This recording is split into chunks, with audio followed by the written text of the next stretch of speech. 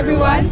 My name is Donna Gail Olimpo. And I'm Clarissa de los Rios. I'm Karen Epaferos. I'm Cedric Adriano Dilo. I'm Miguel Tamundong. And I'm Jamil Olarde. And We are here at Sebastian Church. Sebastian is noted for its architecture completed in 1891, an example of Gothic Revival architecture in the Philippines. It was designated as a National Historical Landmark in 1973 and as a National Cultural Treasure in 2011. It is the first steel building church in the Asia. Spanish architect Mr. Genaro Palacios with the plans to build a fire earthquake-resistant structure made entirely steel. Palacios completed a design that fused earthquake barroom with a neo-Gothic style. Historical design was said to have been inspired by the famed Gothic Burgos Cathedral in Burgos, Spain. Later, it was made of wood which got burned in the year 1651. Later, it was made of bricks which were destroyed in an earthquake in the year 1859. Gustav Eiffel, the engineer behind the Eiffel Tower and steel structure within the Statue of Liberty, was involved in the design and construction of San Sebastian Church. However, it was not confirmed. Also, San Sebastian Church was declared as a National Historical Landmark by the President Ferdinand Marcos through Presidential Decree number 260 on August 1, 1973. 7 countries come together for the construction of the church. The interior of the church was made of stone and made by students of Academia de Pintura, which is premier art school in the country. San Sebastian has been kept under watch list of most endangered sites by the World Monuments Fund. Also, the fund has been provided for preservation of church by various organizations. This church is unique because it's neo-Gothic, and you don't usually see neo-Gothic churches in the Philippines. The stained glass is the level of detail that has been preserved since 1891, which is a huge credit to quality of the craftsmanship. All of the colors are still very vibrant. No interversion in the last 126 years aside from the usual cleaning. There are 3 types of painting in San Sebastian. We have fox marbles at the walls, we have fox jasper at the ceiling, and then there are over 140 figural paintings in the entire church. So the art was done by the Filipino artists, but more importantly, it was done by the Filipino student. But the level of detail has been diminished and it's unfortunate. But we have to find a way to restore that back to its original detail. When the restoration started in 2012, the first 4 years were in the survey and documentation phase. This entire church has been examined properly so that the kind of restoration technique will be applied in the right place.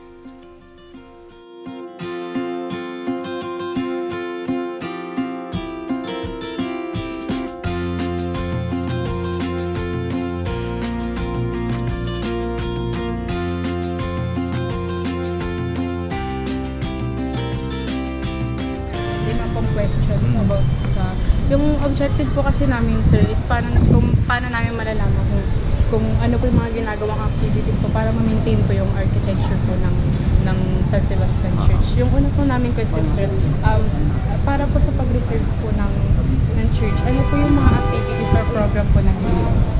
Sa ngayon ay nangangalap sila ng pondo para sa restoration nito. Minsan may mga project din sila na ginagawa katulad ng yung mga ikot kaya po yung mga tour. Nagpapatour sila na may fee yun para sa tagdag din sa pondo para sa restoration nito. Kasi halos umaabot yata sa mga 200 million ang kinakailangan para ma-restore po sa Sebastian kasi. Sir, second question po namin, sir, is bilang po yung church po is kinikilala bilang Gothic Revival architecture po and only steel church in the Philippines and also in the Asia po. Paano po nakakatulong po ito para maging isa po siya sa mga attraction po dito sa Manila? Bali, nakakatulong din ito mong sa Sebastian Church sa mga attraction kasi isinama na ito na sa yung cultural heritage. Bali, kasama na siya doon sa mga dito sa Pilipinas, sa mga simbahan sa Pilipinas na talagang yung masasabi natin ng mga antik na sinama na sa mga para sa punta ng mga dayuhan. Kaya marami rin mga dayuhan ang pumupunta na tumitingin sa Sebastian Church. Sa third question po namin, sir, para sa inyo po, ano po yung uniqueness po ng church, ng San Sebastian Church po sa ibang churches po dito sa Para sa akin, yung uniqueness ng Sebastian Church sa ibang simbahan ay ito kasi ay Gothic structure. Saka ito ang nag-iisang simbahang bakal sa buong Asia. Ito ang pagkakaiba. Next po is, sa ngayon po, ano po yung kinakaharap ng San Sebastian Church po na mga problema po? Kasi diba, nakikita po dito sa paligid po ng church is modernized na po yung mga architecture. Walang kinakaharap ng problema na sa Sebastian Church. Unang-una, itong yung kalawang, tapos yung mga pagkasira ng ibang mga parts niya, mga corrosion. Tapos, yun ang isa sa pinakinakaharap niyang problema na yun. Meron po ba kayong ginagawa para po ma-maintain yung mga tanggalin yung mga kalawang? Ongoing na yung nila, meron na silang team na mag-i-start na ulit dito. Ngayon by December, meron na ulit. Yun namang mga ibang mga part na sa Sebastian, kagaya ng mga column, na ano na yung loob niyan. Naayos na yan. Tapos may mga parts siya na naayos na, pero mas marami pa silang dapat na makumpuni. For last question po namin, sir, di ba po may mga iba't iba pong activities na ginagawa dito po sa church para po ma-maintain po yung architecture po na. Ano po yung para sa inyo po, as one na responsible po dito po sa lugar, ano po yung pinaka-the best na activities or program para po sa church? Para sa church, pinakadapat gawin. Opo, pinaka-the best po. Minsan minsan may mga raffle draw sila para sa mga restoration din. Minsan ay may yung mga nag-aano rin sila doon sa mga may mga kaya sa buhay na pinasasasali sa Sebastian Church na mag-donate. Yun ang isa sa mga nila ginagawa nila para makakalap sila ng pondo para sa Sebastian Church. San Sebastian Basilica was designed in a new Gothic style of architecture, and so although this is all made of stone, all made of metal, it was made to look like a stone church, like the Gothic churches in Europe. So as you can see, we have the pointed arch windows. You can see the verticality of the structure, the tall columns, and also similar to the concept of the flying buttress of the Gothic style. We have buttress columns on the outside. You can see it on the outside, and also we have the pinnacles at the top of the columns.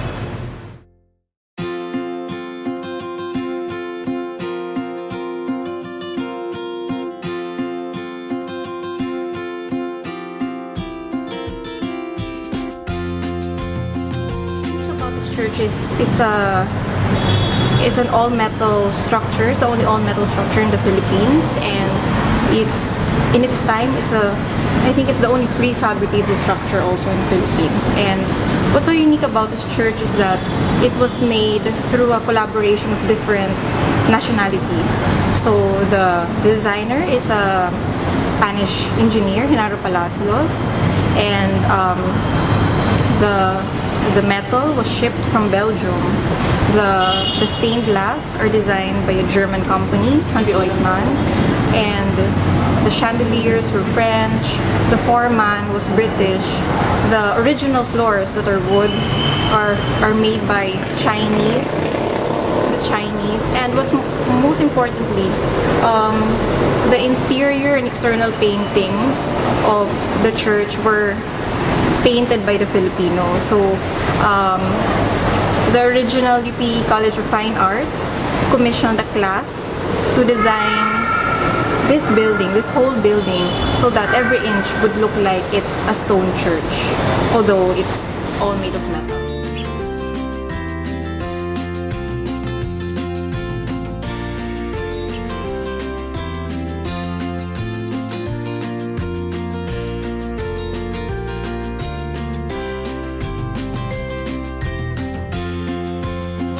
About this church is that it was designed to withstand earthquakes. I think 3 or 4 churches before this structure, 3 or 4 versions of San Sebastian Church were made, but then were destroyed by earthquakes, and so this was built. And until now, after more than 100 years, it still stands. So the purpose was, it did its purpose. It met its goal.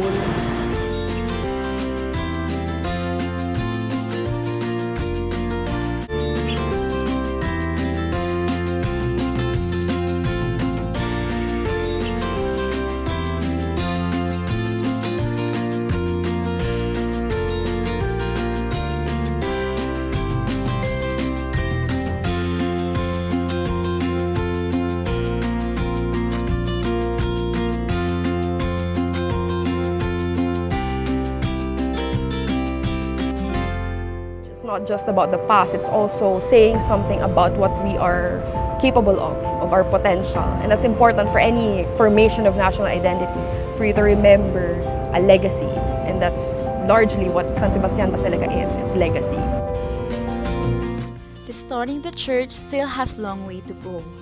It is not easy, however, it only proves one thing: the long-lasting of Filipinos, even if tested by time. No storm, no earthquake, or any calamity can shatter it into pieces. The San Sebastian is a witness to our growth as Filipinos. It's living testament of our culture and faith in God.